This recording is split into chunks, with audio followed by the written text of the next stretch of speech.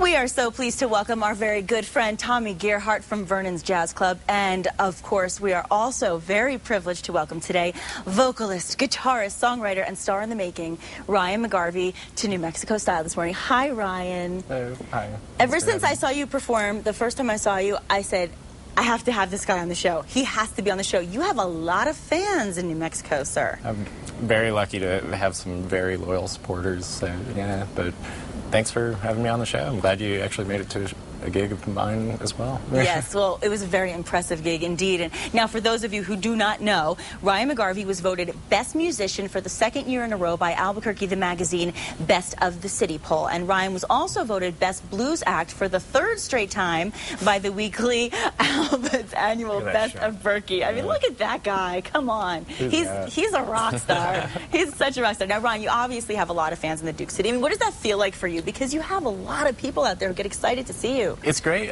We love it.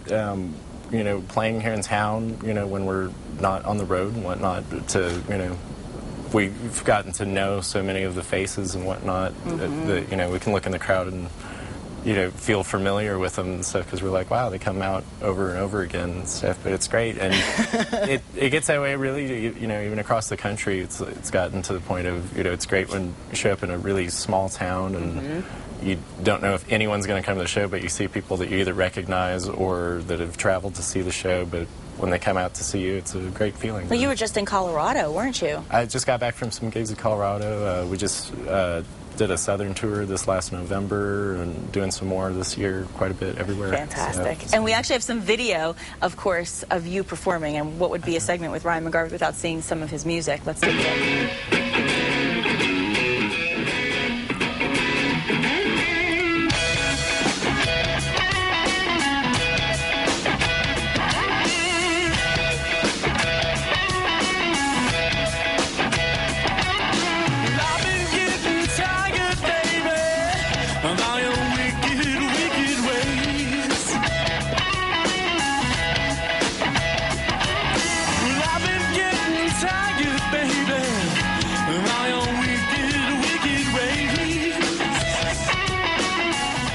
Now, Ryan, tell us about when you won the Ernie Ball Play Eric Clapton's competition, because that was pretty insane. Oh, that's absolutely a career high mark for me, absolutely. But yeah, we were actually hand-picked by Eric Clapton out of some 4,000 plus bands from around the entire world that entered.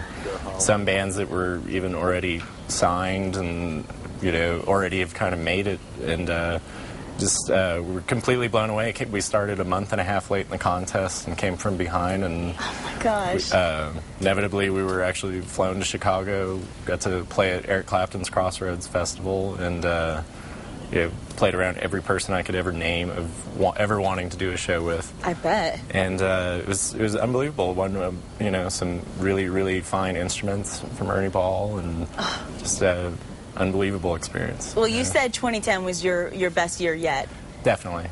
And it's only going to get better from here, don't you think, Tommy? Yeah, I think one of the great things is outside of all those wonderful Golden Tonsil awards, he has the Humility Award, and he's like very approachable. He does have a lot of fans, and when you come to Vernon's, it's packed, and you got to get there early. Standing room only. It always is, and wherever he plays, you know, it's going to be typically full, and you know, people love him because you're very talented. But you know, just you know, before, after the gigs, whenever, you always see him talking to fans and not just hiding out and I was one of them. Down the whistle. I was like, can I talk to Ryan? Very humble. So it's refreshing to see that, and especially young, talented people, to have humility, especially when you turn on television, you see these football players dancing in the end zones. Exactly. And, you know, you watch American Idol, and people are kind of always trying to get the attention. Whereas so true. I think he kind of shies away, but he lets his you know, talent show and shine when he plays on the bandstand. Oh yeah. Well, his talent speaks for itself. I mean, okay, and I have to be honest, because I wouldn't be a good interviewer if I didn't state the truth, which is the ladies love him. Okay, and you do have I would imagine, your share of groupies who kind of follow you around and do their thing.